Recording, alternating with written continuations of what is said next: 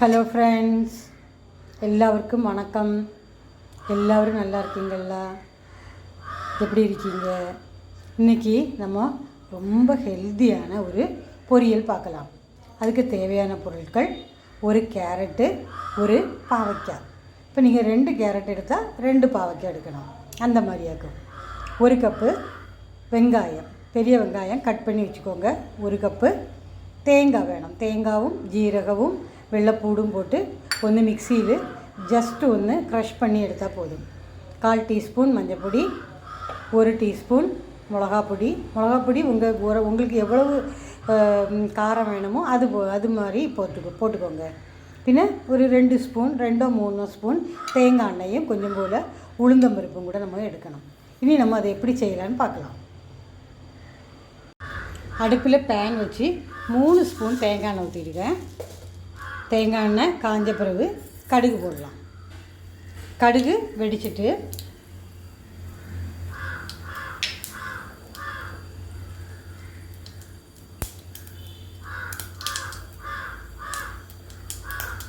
இந்த உளுந்தம்பருப்பு போடணும்.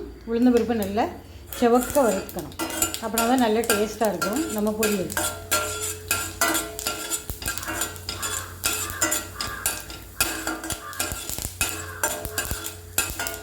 உளுந்தம்பருப்பு நல்லா சிவப்பாக வறுத்த பிறகு நம்ம வெங்காயம் போடணும்.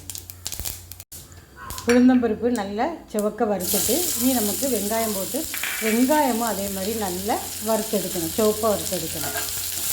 ரொம்ப வேண்டாம், ஒரு ப்ரௌன் கலரில் வறுத்தெடுத்தா போதும்.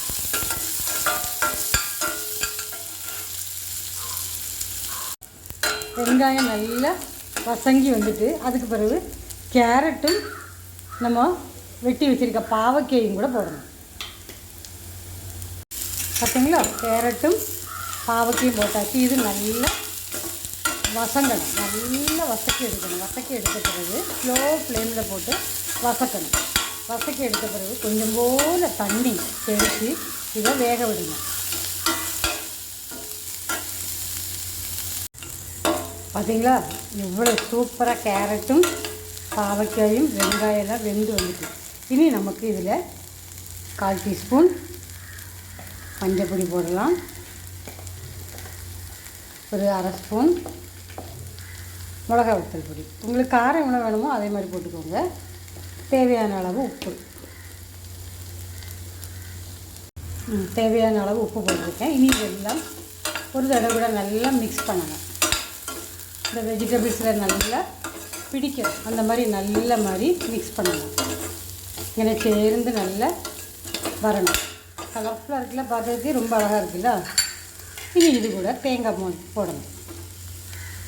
தேங்காய் போட்டாச்சு.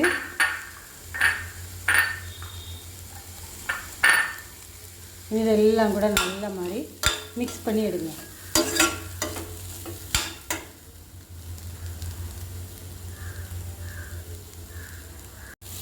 கொஞ்சம் போல் கறிவேப்பிலை நல்லா கழுகி, இது வீட்டில் வளர்கிற கருவேப்பிலை இருக்கும், அதனால் ரொம்ப ஹெல்த்தியானது. அதை கொஞ்சம் எடுத்து கழுகி ஒரு இணுக்கு எடுத்தால் போதும். கழுகி அதுவும் கூட சேர்த்து நல்லா மிக்ஸ் பண்ணணும். இந்த மசாலா வாடை போகிற வரைக்கும் மிக்ஸ் பண்ணுங்கள். முடிஞ்சது, அவ்வளோதான். நம்மளோட கேரட் பாவக்காய் பொரியல் ரெடி ஆகிட்டு. எல்லோருக்கும் பிடிச்சிருக்குன்னு நினைக்கிறேன். பிடிச்சிருந்தால் லைக் பண்ணுங்கள், ஷேர் பண்ணுங்கள், சேனல் சப்ஸ்கிரைப் பண்ணுங்கள். தேங்க்ஸ் ஃபார் வாட்சிங். பாய். See you again.